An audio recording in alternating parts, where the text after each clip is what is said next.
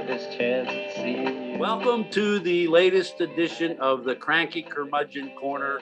My name is Paul Thomas, and this evening we are going to discuss our fragile experiment. With us, Thaddeus Polhamus and Whitney Brooks. The First Amendment protects freedom of speech, religion, and the press. Back in 1791, when it was ratified, the press meant pamphlets and newspapers. But now it also includes television and the internet, which is pretty much unregulated because of these constitutional protections. How significant a role does the Fourth Estate play in whether this experiment succeeds or fails? And do you think these protections, by including the protection to spread lies, which is proliferating now, are helping or hurting our chances? The press, Thaddeus, how big of a role do you think they play in whether this republic succeeds? But back to that First Amendment, back in the day when we were in grade school and we learned about the First Amendment, you can say anything that you want. And they always would say, but you don't have a right under the First Amendment to yell fire in a crowded theater, causing panic or violence or something like that. So even the courts have become hesitant to defend that limitation, which is a bad thing, which could admit iterations in many ways. Yes, we need a free press. The public needs to be informed of the issues concerning public good, and we need a press to do that. And yes, facts need to be disseminated, but facts, quote, do not include proven or known falsehoods, which we conveniently refer to as lies. Proponents of all sides of an argument want to convey the benefits of their respective positions, so long as their appeals to emotion don't spill over into incitements to violence, and so long as their arguments rely on facts. You're saying it's a falsehood, and they're giving, Sean Spicer, our press secretary, gave alternative facts to that. But the point remains. Wait a minute. Alternative facts? Alternative facts, 4 of the 5 facts he uttered. The one thing he got right was Zeke Miller. 4 of the 5 facts he uttered were just not true. Look, alternative facts are not facts. They're falsehoods. Now, let me go on record that there are no such things as alternative facts. The term is an overly polite and indulgent euphemism for lies. The media, that is, free and honest, fact-checked and researched and researchable disseminations of information are essential to a free and democratic small d society. What about the Fox News people who are actually promoting lies? How do you deal with that? Well, the problem with that is that they need to be edited. Their falsehoods need to be edited out of what they say. And that needs to be, that needs to be demanded of them. There was a time when the laws of this land specified that if you were disseminating information that it was accurate and you could be pulled, you could get your FCC license pulled if you were disseminating falsehoods or incorrect facts and not acknowledging them and fixing them. Everybody says something wrong every now and then. That's when you go on at 3 o'clock in the morning and publish a correction.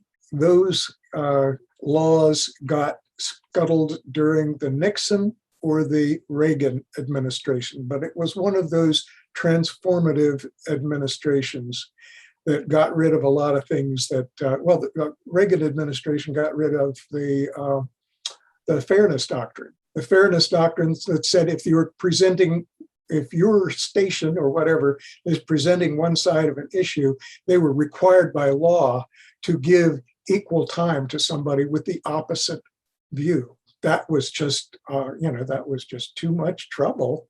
And I'm pretty sure that was the Reagan administration that got rid of that. I can't help it. There you go again. So there used to be laws that within the framework of the First Amendment protected people from misinformation and disinformation that is poisoning our discourse right now. Should there be some FCC type of regulatory body that does monitor and effectively stop these lies that occur on the internet? Nothing else that they've done so far has worked. And like Facebook has tried, launching this initiative of, flagging anything that gets posted about COVID and, saying this article, if you go to share something that you read on Facebook, it'll say that this post contains information about COVID-19 that, and it's dated from whenever, so this information may not be accurate. Fake news, spreading falsehoods and things like that. And I think that that's helped a little bit, but not a lot. And Facebook is just one corner of the internet. So Trump was lying on Twitter the entire time he had a Twitter account, but it took the whole January 6th insurrection to get him booted off Twitter. And, it's not that he was ever telling the truth on Twitter. He never was. But then that's what it took. When I was back there in seminary school, there was a person there who put forth the proposition that you can pet. I remember the history in my Catholic elementary textbooks explaining the vast number of immigrants coming to America being mainly due to the desire for the freedom to practice the religion of their choosing without fear of persecution. That was a big thing that the nuns were telling us. I believe that most came to escape the impoverished circumstances life in Europe guaranteed if they stayed in Europe. A phrase entered our political discourse, quote, separation of church and state, unquote, which is not found anywhere in the text of the Constitution. For a long time, this was interpreted to mean that there cannot be a single religion that the government can force us to belong to. In a lot of minds, that is probably what it still means. However, established religious organizations have played a major role in shaping today's politics. We have Jerry Falwell and Pat Robinson on one side, William Barber and Martin Luther King Jr. on the opposite. All are prominent in their political influence. Overall, how do you feel the influx of religious leaders' rhetoric of morality is helping or harming this experiment to our republic? Throwing religion in the mix of politics, Whitney, good or bad? Well, it's interesting because you say that established religious organizations, it's really one religion. I mean, all of those people fall under the umbrella of Christianity. Like, we're not talking about maybe, well, with the exception of, I guess, Malcolm X was Muslim. There haven't, at least that I can think of off the top of my head right now, there haven't been a lot of political leaders in the US that weren't some flavor of Christianity. I don't know. This is hard for me to answer because I am an atheist, and so I respect other people's beliefs as long as they don't affect me. Political leaders that incorporate their faith into their politics are able to connect a lot easier to a lot of their followers because of the shared religion and the shared beliefs. So, I mean, I can see like the pros and cons of both, but generally I fall on the side of separation of church and state, like you said, even though it's not officially written anywhere. Whitney mentioned about the umbrella, basically, of the leaders I mentioned, is the umbrella of Christianity. Malcolm X, Louis Farrakhan were more Nation of Islam Muslims. But overall, I'd have to say that there's some very different interpretations of the morality that Christ laid out when we're talking about Jerry Falwell and we're talking about William Barber. So how do you see the whole thing playing out as far as religious activism in the area of politics? Well, I kind of have a negative view of it, I'm afraid, but much as I agree sometimes with some of what some of the religious leaders sometimes say. Did I mention some? Yes. But, on all sides, I hear preachers emphasizing, things like who to vote for and, whether or what you can do with your body, madam. And rather than reminding their followers of the moral principles at stake in our public debates and allowing their people to evaluate how those principles play out and be best served and by whom. Now, not only is this current temperature of rhetoric too high, but I find it insulting to the faithful's intelligence. Even acknowledging that we have a strong disinclination in this country to do the heavy lifting of critical thought.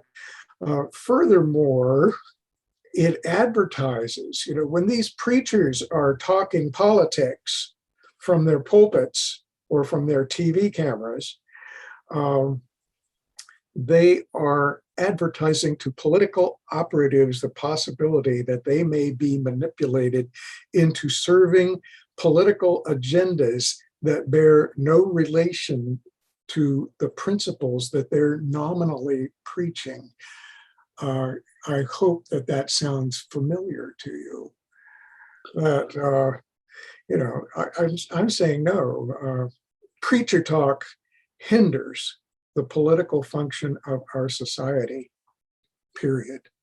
Okay. First of all, I want to say without question, Trump is going to win the election. And that doesn't mean you sit home and don't vote. That means you get out and do everything you can to work, but he's going to win. That's, I think, a given. Then, maybe the end. I have sinned against you, my Lord.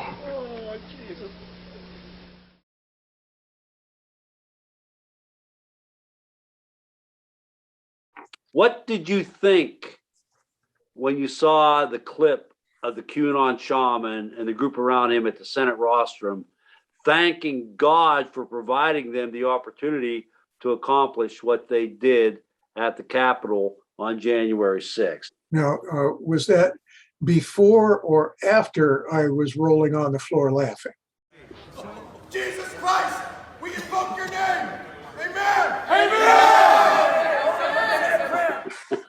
How about during that time? During that time, well, I thought I was looking at a bunch of crazies who had no idea what they were talking about, much less any idea of what they were doing. And they've been finding out in subsequent months in courtrooms what it was that they were doing. And it's been a nasty surprise to a lot of them. Amen. For this opportunity to stand up for our God-given unalienable rights. What has been revealed during that time,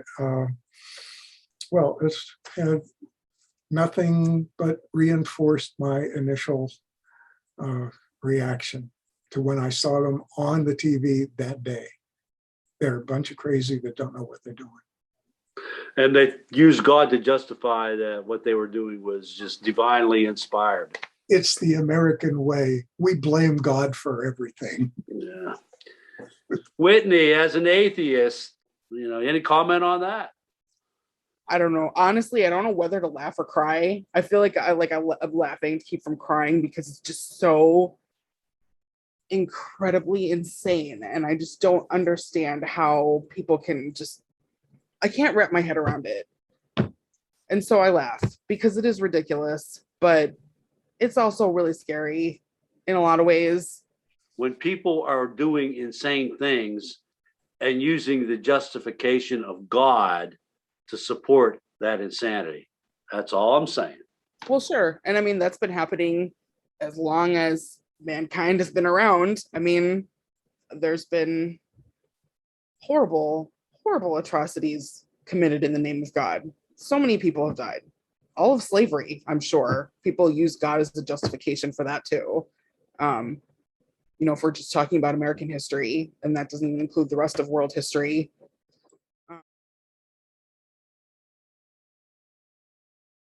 If there's a Republican president in 2016 and a vacancy occurs in the last year of the first term, you can say, Lindsey Graham said, let's let the next president, whoever it might be, make that nomination, and you could use my words against me, and you'd be absolutely right. One of my proudest moments is when I looked at Barack Obama in the eye and I said, Mr. President, you will not fill this Supreme Court vacancy. With Moscow Mitch's assistance, Donald Trump managed to appoint 3 Supreme Court justices. 2 should have been appointed by Obama and Biden, respectively. The 3rd was confirmed after being credibly accused of rape, which was investigated by a team of FBI agents that didn't bother to interview any witnesses before filing their report. Those 3 justices joined 2 other Republican-appointed justices in a 5-4 ruling that let stand a Texas law that infuses vigilante invasions into control of a woman's reproductive decisions. I don't know how familiar you all are with the story of The Handmaid's Tale, but the January 6th insurrection, along with SCOTUS support of Texas vigilante law, leads me to believe that we are already dangerously close to becoming Gilead, which is the nation that replaced the United States in The Handmaid's Tale. Throw in the voter suppression laws sweeping across the nation. The question becomes, how scared are you?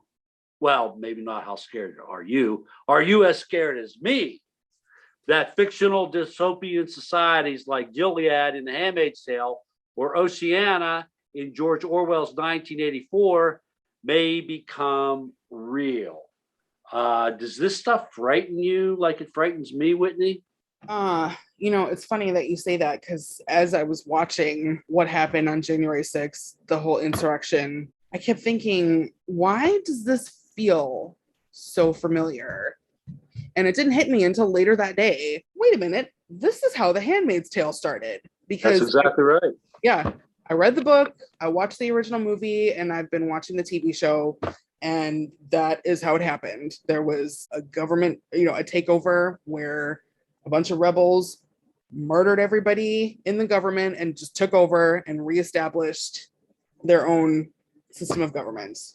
The thing is that for people of color, especially Black women, this stuff's already happening to us. We already have people acting like vigilantes to try to, take the law into their own hands, like George Zimmerman did with Trayvon Martin. We already have, all kinds of racism in the medical field that can lead to decisions around not just Black women, but Black folks' bodies in general that they don't really have a lot of control over. Unethical medical experiments that have been done on Black folks without their knowledge. Tuskegee, yes. Yeah. So the truth is that a lot of these dystopian things that people, when I say people, I'm really talking about white people, are afraid of coming to happening are already happening to people of color. It's kind of hard for me to answer that because on the one hand, yes, it's terrifying to think that we're really close to this happening on a much grander scale than it's already happening.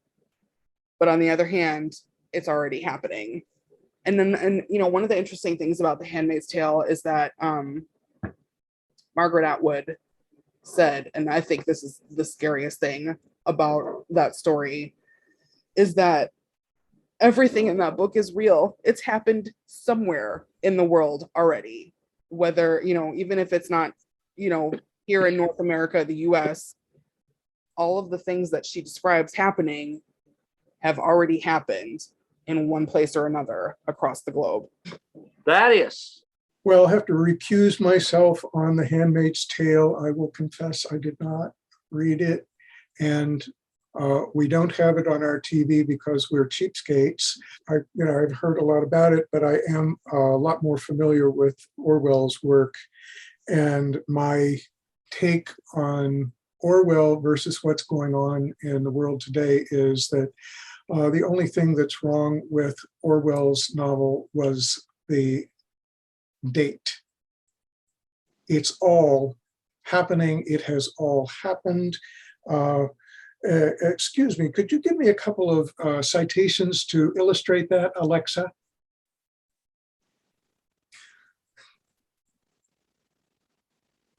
That's why I don't have one. Because Alexa is a wonderful way for Big Brother to listen to you. So, so that's one of those things that's, that's already happening, and we just aren't thinking. What do you mean, no comment? Okay, we are not in danger of what might happen in the future, and I think Whitney put this really well. We're in danger, period. What is needed is for a plethora of toxic legislation to be reversed to stop the bleeding.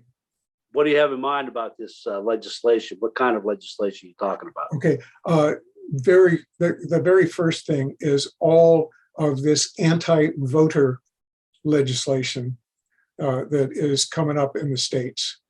I mean, that is, that's like the death knell for, I don't want to use the word democratic rule because they say that's partisan.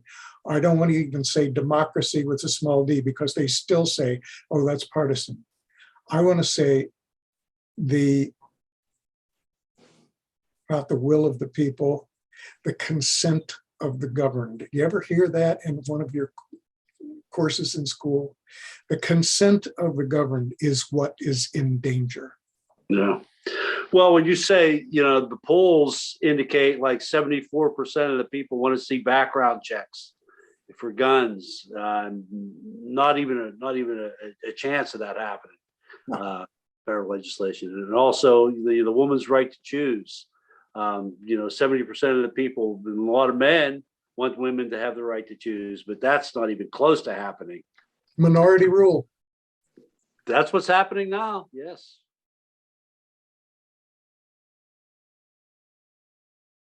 "76 years after the Constitution was ratified, hostilities erupted at Fort Sumter, South Carolina, which started the war between the states. Regardless of the many historical interpretations of the cause of the conflict, it is clear to me that white supremacists' belief in the right to own Africans as property was the main motivation for the rebellion. After 750,000 deaths in the war, Lee surrendered to Grant at Appomattox Courthouse in 1865. This is where I differ from conventional history. Lee surrendered his army to Grant, but the rebellion simply morphed from standing armies to domestic terrorism. Nathan Bedford Forrest and others went from leading soldiers to leading the KKK in the fight to preserve white supremacy using intimidation and terror supported by violence, which continues to this day. We all saw the Confederate battle flag alongside of Old Glory and other banners with Trump and QAnon, MAGA, Don't Tread on Me, Jesus Saves, etc. on January 6th. The Civil War against the Constitution, which is supposed to promote equal treatment of all our fellow citizens, now resides in Trumpism. It's continuing today. Is the federal government, as it is currently constructed, strong enough today to fight off the forces of the Confederacy? Is our society capable and willing to defeat the forces of the Confederacy? Thaddeus, I think you agreed with me when I first posited the issue that the Civil War did not end in 1865, that it continues to this day. It's still going on. Is the federal government capable of defeating the forces of the Confederacy? as currently constructed? I don't think so. And I don't think that our society, as it is currently formed, is yet up to the heavy lift of undoing the Confederacy. I don't see the political will. Whitney, you've been around for, what'd you say, 34 years? All your experience, and you're looking at, the protections that the federal government has provided and society at large. Do you think that we can defeat these forces of the Confederacy the way we are currently constructed institutionally? If we had the right people, I think we could make some pretty big strides in that direction. But I don't think that the government and our society as a whole are willing to do that much work yet. Okay, let me go back to what you initially said, putting the right people in positions of power. You're talking about getting people elected who are of the moral fiber to do the right thing. I see a few people in Congress now. The one particular I'm thinking of is Pramila Jayapal from Washington, who just seems to have a lot of intelligence and a lot of good within her. But is it the political system that provides us these leaders? Is that what is lacking in order to produce these people that you're talking about that could pull us out of this? I think in theory, the way that the government is supposed to be run, and I'm sure the way that most people probably think it should work. But there's so many shady dealings behind the scenes and people getting paid off to do this and that or vote this way or that way, or threatened, or whatever it is that it takes in order to secure that vote. So, and if I might add, it takes a lot of money to get elected in the first place. There's that, which automatically disqualifies a lot of really good people, right? Who don't have access to that kind of money or aren't able to fundraise enough. I think in theory it could work. In practice, probably not, at least not the way things are right now. None of us seem to be too hopeful about future prospects then. All right. Now you're going to believe me or your lying eyes? In this last question, I am combining two organizations that are supposed to be separated, sort of, but are under the same umbrella, that being the Biden administration and the Department of Justice under Attorney General Merrick Garland. If Donald Trump is not indicted for his nonstop attempts to overthrow our constitutional government and the experiment fails by November 2024, how much responsibility will Joe Biden and Merrick Garland bear by refusing to enforce the law for that failure? There is no question that Donald Trump violated federal law. It's Title 18, Section 2383, inciting an insurrection. That statute says 10 years in prison. He did it. That was a criminal act. Whitney. I feel like it's obvious to me that this is what happened and these are the steps that need to be taken now afterwards. It all seems obvious and just common sense to me. A good friend of mine from Hastings, he and I were having a discussion about this issue, and he said that he believes that Merrick Garland does have Trump under investigation for committing this crime, but he's keeping the whole thing secret. So whenever he does file the paperwork, the indictment, and has the press conference announcing the indictment of Trump for the insurrection, that he'll have all his ducks in a row. I am hoping that my buddy Jim is correct with that, but I don't know. Thaddeus, what's your take? Well, I'm with you on that I hope that the reason we're not seeing any action on this possible indictment is that it's going to be complicated. There are going to be a whole lot of people involved for reasons that I don't quite understand, because we're talking about something that this guy did on national television in front of everybody. Why do we have to have an investigation at all? 330 million people saw him do it. But be that as it may, we're kind of stuck with that. If in fact Merrick Garland is sitting on this and not going to do anything, if for some reason he is, like most of the Republican Party, afraid of Donald Trump and he's not going to do anything, then most likely he's not going to get indicted. And I was actually looking beyond that to, if he is indicted but not convicted, he'll still run for re-election. And if he runs in 2024, considering everything that has happened so far to the electoral systems in about 38 of our states, if he runs, he will win, not because he got the most votes, but because of actions taken by the Republican legislatures of these states. I think the most chilling sentence that I have read in years that points to that is that the hands that cast the votes do not determine the leader, but rather the hand that counts the votes. Vladimir Putin. Oh, right. And he ought to know. Right. So, no, I hope that they're going to do the right thing. I am waiting for them to do the right thing, but I'm not holding my breath. What if he doesn't indict, or he does indict and Trump is acquitted? Are we toast?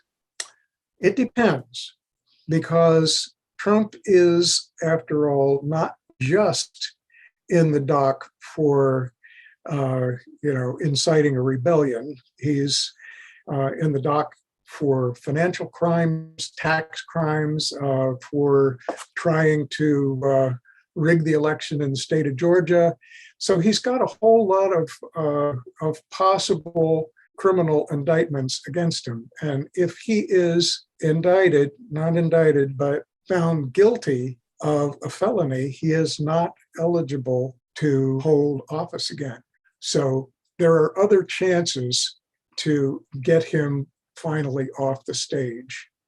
So I don't think that we're going to die on this hill, but I really wish that, the real crime, we got to admit that Trump's real crime was inciting a rebellion against his own government. The phone call to Georgia asking for the 11,000 votes was a part of the same crime. Well, it's just one big crime spree from election day to the present. He's still working on it. He's still trying to steal an election that happened almost a year ago.